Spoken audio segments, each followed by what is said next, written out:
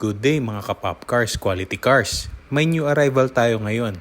It's a 2025 series Geely GX3 Pro compact SUV with only 5,000 mileage. Guys, brand new condition ito. Para kayong bumili ng brand new. 5,000 kilometers mileage lang. Guys, sobrang mahal na ng brand new cars ngayon. Pati na rin ang gas, sobrang mahal na. So, itong compact SUV na ito, ang bagay na bagay para sa inyo. Manual transmission kaya matipid sa gas.